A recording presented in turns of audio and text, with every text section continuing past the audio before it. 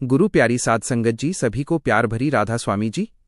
आज हम आपको बताएंगे ये खास बात कि घर सिर्फ ईंट पत्थर का ढांचा नहीं होता, ये भगवान की दी हुई शरण है, जहां माता पिता की इज्जत रहती है, बच्चों की मासूमियत रहती है और परिवार की हर खुशी और दुख की कहानी दबी रहती है। लेकिन आजकल क्या हो गया है, लोग घर को बस स्टैंड बना देते हैं। पड़ोसी आते हैं, बैठे रहते हैं, झांकते हैं, सुनते हैं और जाते वक्त मुस्कुराते हुए सारी बातें साथ ले जाते हैं। पड़ोसी की नज़दीकी से ज़्यादा उसकी नज़र खतरनाक होती है। घर जितना खुला रहेगा उतने राज खुलेंगे और राज खुले तो बात बनी गपशप। लोग सोचते हैं पड़ोसी परिवार जैसे होते हैं, पर परिवार वो है जो गिरते वक्त संभाले। पड़ोसी कई बार गिरते हुए देखकर और धक्का देते हैं। जब उन्हें बार बार घर में बुलाएंगे तो वे आपके घर की कमजोरियां, हालात, पैसों की चर्चा सब नोट कर लेते हैं। वही बातें फिर मोहल्ले में चर्चा बनकर फैलती हैं। याद रखना, जो व्यक्ति रोज आपके घर आए वो कभी न कभी आपकी शांति जरूर ले जाएगा। इसलिए घर को खुला दरवाजा मत बनाओ।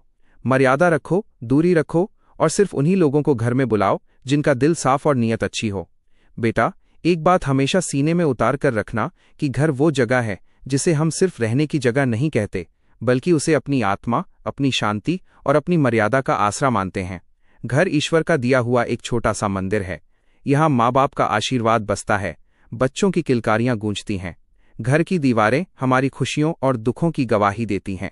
लेकिन आज की दुनिया में लोग इस पवित्र जगह की कद्र भूलते जा रहे हैं। घर को वो बस स्टैंड जैसा बना देते हैं, जहां जिसने चाहा वो आ गया, बैठ गया, चाय पी ली, गप्पे मार ली, झांका भी और सुना भी, और जाते वक्त हंसते हुए वो बातें बाहर ले जाते हैं जो आपके ही घर की कमजोरी बन जाती हैं। हर आने जाने वाला अपना नहीं होता। बार बार आने वाला मेहमान उतनी इज्जत नहीं छोड़कर जाता जितनी वो घर की बातें उठा ले जाता है। कुछ लोग सोचते हैं, अरे पड़ोसी तो परिवार जैसे हैं। लेकिन अब बेटा, परिवार वो है जो तुम्हें गिरते देखकर थाम ले, ना कि गिरते देखकर और नीचे धकेल दे। आजकल कई ऐसे पड़ोसी होते हैं जो तुम्हारे घर में जितनी बार आते हैं उतनी बार तुम्हारे घर का नक्शा, रिश्ते, आर्थिक हालात, झगड़े, कमियां सब दिमाग में उतार कर ले जाते हैं और वही बातें दूसरी जगहों पे मसाला लगाकर सुनाई जाती हैं। यही कारण है कि लोग कहते हैं घर ज्यादा खुला हो तो राज भी खुल जाते हैं। इंसान की फितरत होती है दूसरों की जिंदगी में ताक झांक करना, तुलना करना, जलन महसूस करना। जब कोई ज्यादा आपके घर आता है तो उसके कान बस यही खोजते रहते हैं कि घर में किसका किससे झगड़ा हुआ, कौन किससे बात नहीं करता, कौन बच्चा कमजोर है, घर में कितने गहने हैं, पैसों की क्या हालत है। और फिर वही बातें, मैं तो बता रहा हूं, अपनी आंखों से देखा है, कहकर पूरे मोहल्ले में चर्चा बनने लगती हैं। कभी किसी संत ने कहा था कि जो बार बार तुम्हारे घर आएगा वो एक दिन तुम्हारी शांति जरूर लेकर जाएगा। पड़ोसी अच्छा होना वरदान है, लेकिन पड़ोसी को घर की दहलीज पर खड़े रहने दो, उसे सिर पर मत बैठा लो। घर की दहलीज पार कराना, किसी के अंदर आपकी निजी दुनिया खोल देना है, और हर कोई आपकी निजी दुनिया देखने लायक नहीं होता। जहां बेटियां होती हैं वहां मर्यादा स्वाभाविक रूप से ज्यादा रखनी चाहिए। जितने मुंह उतनी बातें, जितनी नजरें उतनी टिप्पणी। आजकल मदद के नाम पर आने वाले बहुत से लोग वास्तव में निरीक्षण करते हैं। जो बिना पूछे घर में घुस आए, या तो आपकी मर्यादा कम है या उसकी नीयत साफ नहीं है। घर को सीमा दो, मर्यादा दो। जो दिल के साफ हों, जिनका मकसद सच्चा हो, जिनके आने से शांति मिले, उन्हें अंदर बुलाओ। बाकियों के लिए बाहर की कुर्सी ही काफी है। सुसंस्कारी ऐसा ही करते आए हैं। याद रखो, अतिथि देवो भव तब तक है जब तक अतिथि आदत न बन जाए। जब कोई रोज आने लगे तो इज्जत कम और दिक्कतें ज्यादा होती हैं। रिश्ते तभी पवित्र रहते हैं जब उनमें दूरी और सम्मान दोनों बने रहें। हमारे बुजुर्ग कहते थे कि बार बार मिलने से मिठास खत्म हो जाती है, तो घर में प्रेम रखो पर घर की सीमा भी रखो। सिर्फ शरीर ही नहीं, मन भी घायल होता है और उसके लिए भी मरहम चाहिए। घर में रोज प्रभु का नाम लेकर बैठो। प्रार्थना से वातावरण पवित्र होता है और धीरे धीरे भीतर की सारी आग ठंडी होने लगती है। अपने बच्चे के नाम से रोज दीपक जलाओ और बोलो, हे प्रभु, मेरे बच्चे को विवेक दो, उसे सही रास्ता दिखाओ। ये शब्द हवा में नहीं खोते, ये ब्रह्मांड में गूंजते हैं और आत्मा तक पहुंचते हैं। बच्चे बुरे नहीं होते, बस कभी कभी रास्ता भूल जाते हैं। माँ बाप का प्यार वो नक्शा है जो उन्हें फिर से सही रास्ते पर लाता है। हर रात का अंधेरा कभी भी सूरज को रोक नहीं सकता। और हाँ, अगर आप भी हमारे चैनल पर नए हैं तो हमारे चैनल को लाइक, सब्सक्राइब करें और कमेंट बॉक्स में राधा स्वामी जी जरूर लिखें। आज की इस साखी का विषय है ज्यादा सीधे मत बनो। संगत जी, हम सब ने कभी ना कभी महसूस किया है कि इस दुनिया में सीधे, भोले और भावुक लोग अक्सर धोखे का शिकार हो जाते हैं। वे दूसरों की मदद करते हैं, दूसरों पर भरोसा करते हैं, और बदले में उन्हें क्या मिलता है? छल, धोखा और दिल का दर्द। सीधे पेड़ जल्दी काट लिए जाते हैं। ये सिर्फ एक कहावत नहीं बल्कि जीवन की सच्चाई है। लेकिन सवाल यह है कि क्या हमें दूसरों की मदद करना ही छोड़ देना चाहिए? क्या हमें कठोर और स्वार्थी बन जाना चाहिए? या फिर कोई ऐसा तरीका है जिससे हम अच्छे इंसान भी बने रहे और साथ ही लोग हमारा फायदा भी ना उठा पाएं? आज की साखी इसी सवाल का जवाब खोजती है। संगत जी, यह साखी है एक छोटे से गांव के लड़के राघव की। राघव दिल से बहुत सीधा और नेक इंसान था। गांव के लोग अक्सर कहते, राघव का दिल तो कांच जैसा साफ है, वो किसी की भी मदद करने को हमेशा तैयार रहता। अगर किसी बुजुर्ग की लकड़ी उठानी हो, किसी गरीब बच्चे की किताब लेनी हो, किसी बीमार को दवा लाकर देनी हो, राघव बिना सोचे समझे दौड़ पड़ता। उसके माता पिता भी उसके इस स्वभाव पर गर्व करते थे। लेकिन धीरे धीरे यही उसकी अच्छाई उसकी कमजोरी बन गई। गांव में एक दुकानदार था, हरिराम। हरिराम चालाक था और लोगों को आसानी से बहला फुसला लेता था। एक दिन उसने राघव से कहा, बेटा राघव, मेरी दुकान पर अभी सामान लाना है, लेकिन मेरे पास गाड़ी नहीं है। तू गांव से बैलगाड़ी किराए पर ले आ। पैसे मैं बाद में दे दूंगा। राघव भोला था। उसने तुरंत अपनी जेब से पैसे दिए और बैलगाड़ी का इंतजाम कर दिया। लेकिन जब वक्त आया पैसे वापस लेने का, हरिराम उसे टालता रहा। अरे राघव, अभी तो बिक्री कम है, अगले हफ्ते ले जाना। इस तरह महीने से साल बीत गया। धीरे धीरे राघव ने पैसे मांगना ही छोड़ दिया। लेकिन उसके मन में एक चोट रह गई। लोग उसकी अच्छाई का फायदा उठा रहे हैं। गांव के कुछ नौजवान थे, वे राघव से दोस्ती दिखाते, पर असल में उसका इस्तेमाल करते। कभी क्रिकेट खेलने के लिए बल्ला चाहिए तो राघव से ले लेते। कभी परीक्षा में नकल के लिए किताब चाहिए तो राघव से मांग लेते। और जब वही राघव उनसे मदद मांगता तो सब बहाने बनाते। भाई अभी मेरे पास समय नहीं है यार, मैं तो खुद परेशान हूं। अरे तुझे तो सब जानते हैं कि तू तो संभाल लेता है। राघव हर बार मुस्कुराकर चुप हो जाता। लेकिन उसके भीतर धीरे धीरे एक ज्वालामुखी पनपने लगा। एक दिन गांव में एक नया परिवार आया। उनका बेटा अमन राघव से दोस्ती करने लगा। अमन बहुत मीठी मीठी बातें करता था।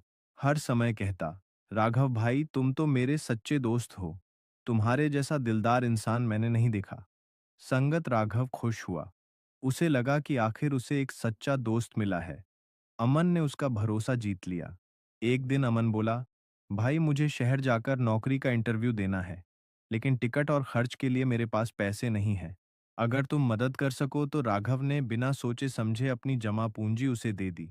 लेकिन अमन कभी वापस नहीं आया, ना नौकरी, ना खबर, ना पैसा। राघव का दिल टूट गया। अब राघव का धैर्य जवाब देने लगा। उसे लगने लगा कि इस दुनिया में अच्छे इंसानों के लिए कोई जगह ही नहीं है। वह जंगल में जाकर पेड़ को मुक्के मारने लगा। क्यों? क्यों मैं ही बार बार धोखा खाता हूँ? क्यों मैं ही सबका शिकार बनता हूँ? क्या सीधा और नेक होना ही गुनाह है?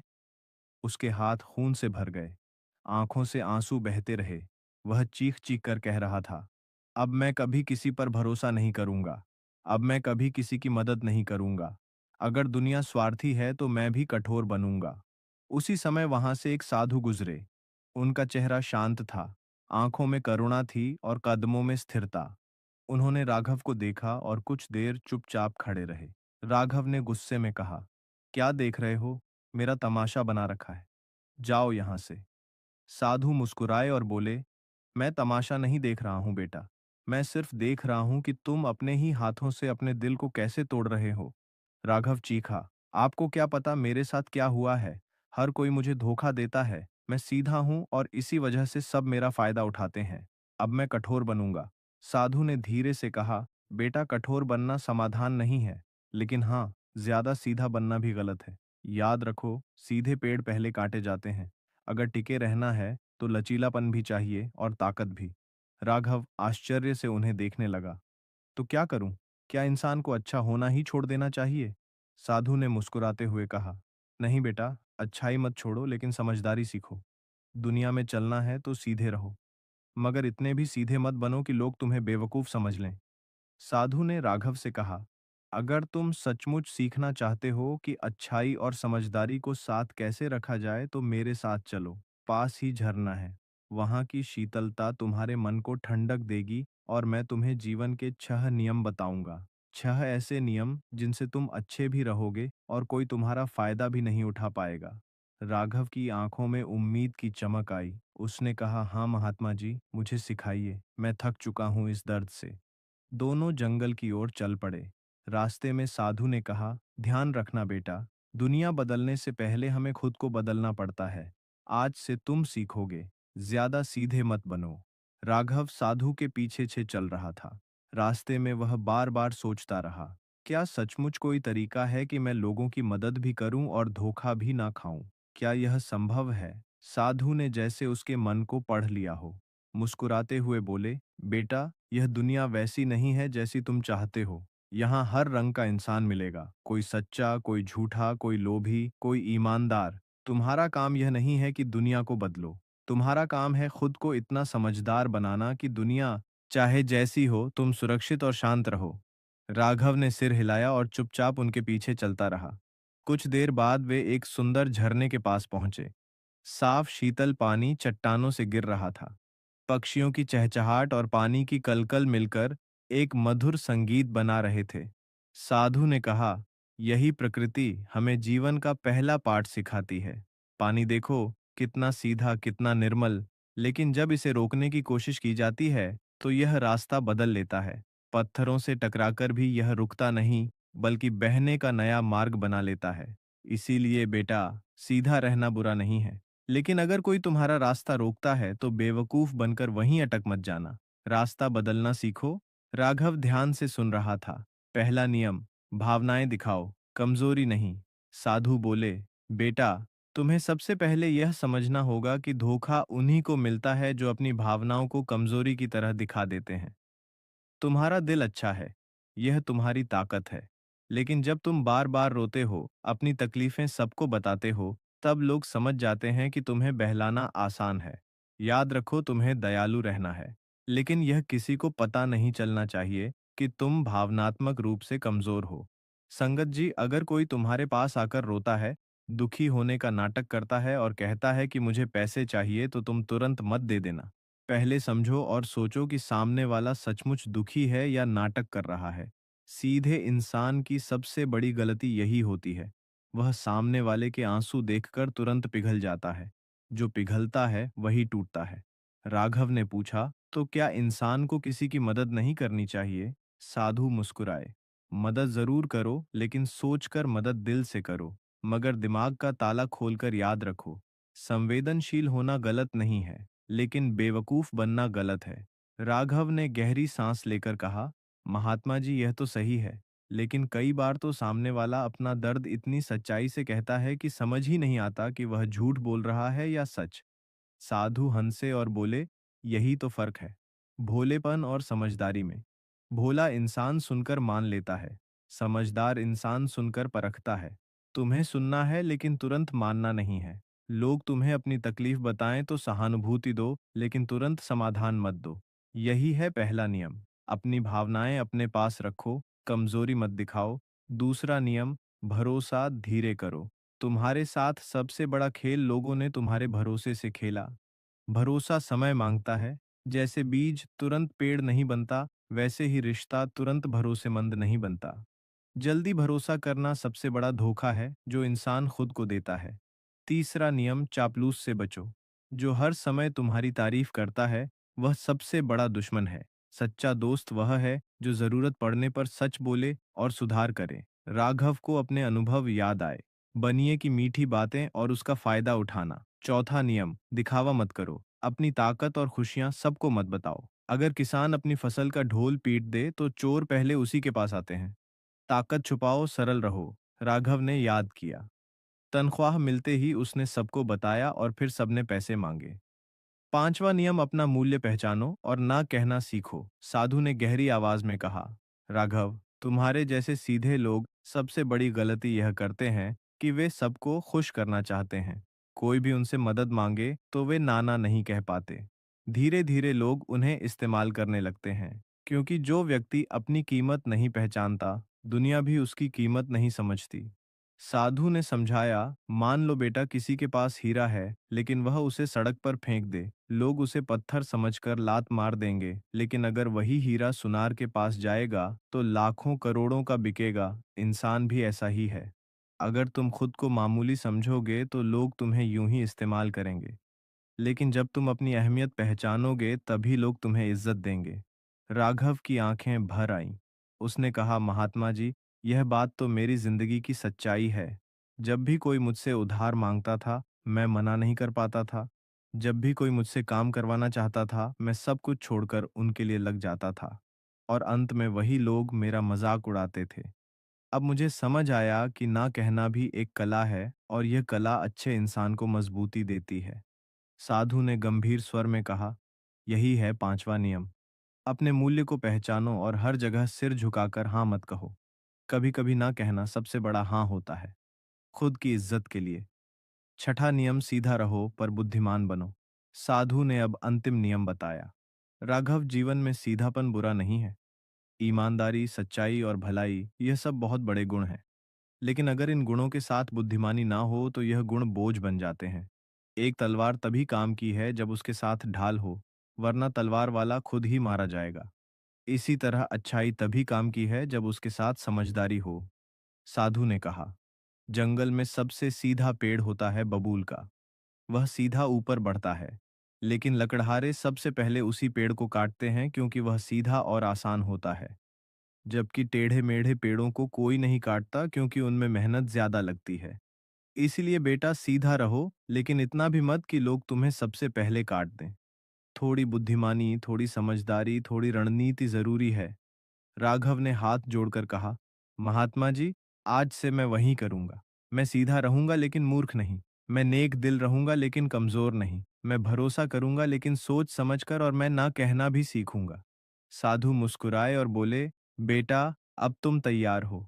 अब दुनिया तुम्हें इस्तेमाल नहीं कर पाएगी। अब तुम वही राघव बनोगे जो अपनी अच्छाई से लोगों का दिल जीतेगा, लेकिन मूर्खता से नहीं। राघव गांव लौट आया। अब उसका नजरिया बदल चुका था। एक दिन गांव का वही बनिया उसके पास आया जो हमेशा उसकी चापलूसी करता था। उसने कहा, अरे राघव भाई, आप तो बड़े नेक दिल हैं। जरा मुझे 500 रुपये उधार दे दो। आप जैसे लोग तो भगवान हैं। पहले का राघव तुरंत पैसे दे देता, लेकिन अब उसने शांत स्वर में कहा, भाई, मदद तब करूंगा जब वाकई जरूरत होगी, पर हर बार उधार देना मदद नहीं, मूर्खता है। इस बार मैं ना कह रहा हूं। बनिया हैरान रह गया। कुछ दिन बाद एक और आदमी आया। उसने राघव से कहा, राघव, तुम्हारी नौकरी लगी है। सबको मिठाई खिलाओ। पहले का राघव खुश होकर सबको बताता, लेकिन इस बार उसने मुस्कुराकर कहा, भाई, मेरी मेहनत मेरी है। जब वक्त आएगा मैं खुशी जरूर बांटूंगा, पर अभी मुझे चुपचाप आगे बढ़ना है। धीरे धीरे गांव वाले समझने लगे कि राघव अब पहले जैसा भोला नहीं रहा। वह अब भी नेक दिल था, मददगार था, लेकिन अब वह किसी का खिलौना नहीं था। उसकी नजर में चमक थी और उसके शब्दों में आत्मविश्वास। अब लोग उसका मजाक नहीं उड़ाते थे, बल्कि उसे सम्मान देने लगे थे। साधु की बातें सच हो गई थीं। इस साखी का असली संदेश है, सीधे रहना बुरा नहीं है, लेकिन ज्यादा सीधे रहना भी ठीक नहीं है। अच्छाई में समझदारी मिलाओ, तभी तुम्हारी अच्छाई दूसरों के काम आएगी और तुम्हें बर्बाद नहीं करेगी।